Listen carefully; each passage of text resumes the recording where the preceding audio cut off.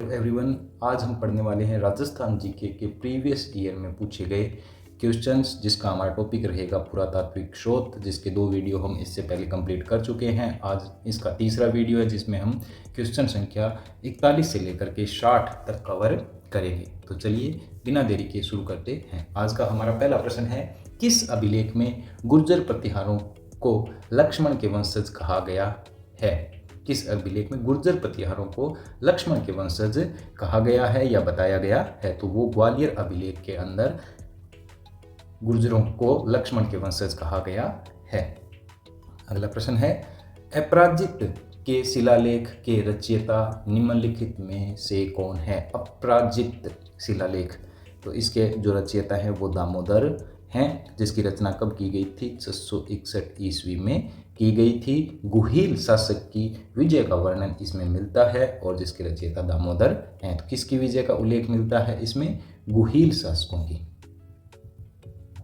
अगला प्रश्न है, जैन मंदिर की स्थापना का उल्लेख करने वाला प्रतिहार अभिलेख कौन सा है? जैन मंदिर की स्थापना का उल्लेख करने वाला प्रतिहार अभिलेख कौन सा है? तो वो है घटियाला अभिलेख।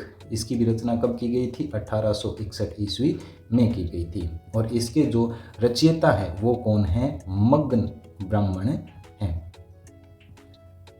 अगला प्रश्न है, निम्नलिखित में से कौन सा मंडोर के प्रतिहारों के इतिहास की जानकारी देता है? कौन सा अभिलेख, निम्नलिखित में से कौन सा अभिलेख मंडोर के प्रतिहारों के इतिहास की जानकारी देता है? तो वो है घटियाला अभिलेख, जो मंडोर के प्रतिहारों की जानकारी देता है। अगला प्रश्न है, घटियाला अभिलेख से संबंधित निम्नलिखित कथनों में असत्य है? पहला है, हरिश्चंद्र एवं वंशजों का वर्णन जो कि घटियाला अभिलेख में किया गया है, सही है। दूसरा है, मग ब्राह्मणों का उल्लेख, इन्होंने इसको लिखा था, इनका उल्लेख है, ये भी सही है। नागभट्ट ने मंडोर को राजधानी बनाया, ये नहीं है, ये गलत है। अगला, यह 4 लेखों का समूह है, ये भी सही है। अगला प्रश्न है, वह अभिलेख जो प्रतिहार शासक कुक की आभीरों पर विजय का दावा करता है।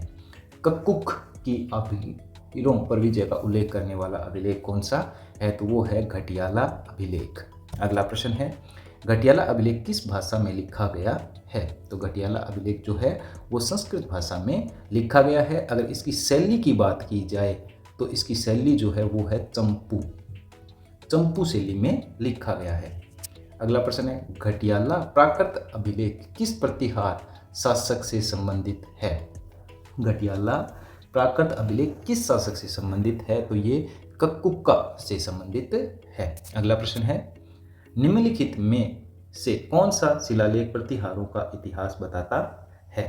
तो प्रतिहारों का इतिहास बताने वाला शिलालेख कौन सा है? मंडोर शिलालेख है, जिसमें प्रतिहारों की क्या दी गई है? वंशावली दी गई है।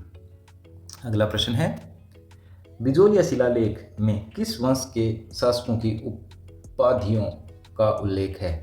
उपलब्धियों का उल्लेख है। बिजोलिया शिलालेख में किन शासकों का उल्लेख है, उनकी उपलब्धियों का उल्लेख है? तो वो है चौहान शासकों की। अगर बात की जाए बिजोलिया शिलालेख की तो ये कब लिखा गया? 1170 ईस्वी में लिखा गया। ये कहाँ पर है? ये सांभर अजमेर के अंदर है, यानी ये जयपुर के कुछ भाग सांभर में आता है और कुछ भाग अजमेर में आता है। अगला प्रश्न है, निम्न में से कौन सा शिलालेख चौहान राजवंश की वंशावली के बारे में जानकारी उपलब्ध कराता है? चौहान वंश की वंशावली के बारे में जानकारी देने वाला अभिलेख कौन सा है? बिजोलिया का जो शिलालेख है वो है।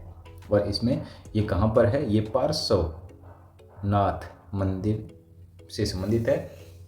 अगला प्रश्न है, किस अभिलेख में चौहानों को वत्स गोत्र का ब्राह्मण कहा गया है? चौहानों को वत्स गोत्र का ब्राह्मण किस अभिलेख में कहा गया है? तो वो कहा गया है बिजोलिया अभिलेख में, जो पीछे के प्रश्न में हमने बात की, कहाँ पर पड़ता है? अजमेर और सांभर में पड़ता है। अगला प्रश्न है, बिजोलिया अभिलेख के अनुसार सांभर झील का निर्माण चौहान वंश के किस शासक ने करवाया? सांभर झील का निर्माण किस शासक ने करवाया? तो वो करवाया वासुदेव ने। अगला प्रश्न है, बिजोलिया शिलालेख किस चौहान नरेश के काल का है? बिजोलिया शिलालेख किस चौहान नरेश के काल का है? तो वो है सोमेश्वर के काल का। अगर काल की बात की जाए तो इसका काल है 1169 से लेकर के 1177 ईस्वी।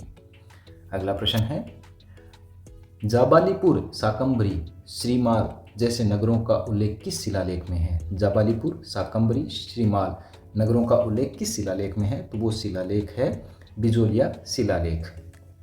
अगला प्रश्न है, रशिया की छत्री अभिलेख पर नाम उत्कीर्ण है। रशिया की छत्री अभिलेख पर किसका नाम उत्कीर्ण है? तो वो है नरवर्मा गुहिल।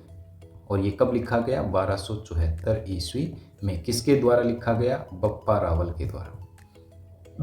अगला प्रश्न है, एकलिंग शिलालेख जो कि 1460 ईस्वी में लिखा गया के लेखक कौन हैं? एकलिंग शिलालेख के लेखक कौन हैं? तो इसके लेखक हैं महेश्वर, जिसने क्या लिखी थी? बप्पा रावल की वंशावली लिखी थी।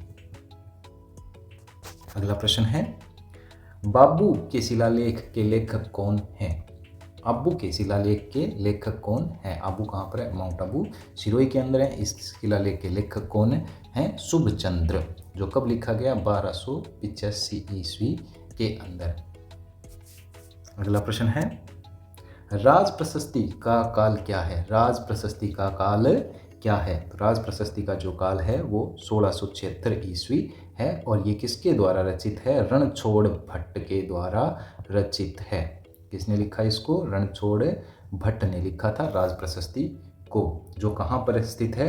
राजसमंद झील में पर स्थित है। अगला प्रश्न है, राज प्रशस्ति की रचना किसने की? अभी अपने बात की थी, किसने की? रणछोड़ भट्ट ने की, जिसमें किसके बारे में उल्लेख है? बप्पा से लेकर के अमर सिंह तक का वर्णन है। बप्पा रावल से लेकर के अमर सिंह रावल तक का वर्णन है। तो ये थे आज के हमारे पुरातात्विक शोध से संबंधित 41 से लेकर के 60 तक महत्वपूर्ण क्वेश्चंस। अगर आप इसका टेस्ट देना चाहते हैं तो हमारी ऐप डाउनलोड कर सकते हैं। आगे के जो क्वेश्चंस हैं वो नेक्स्ट वीडियो में आपको मिल जाएंगे। धन्यवाद।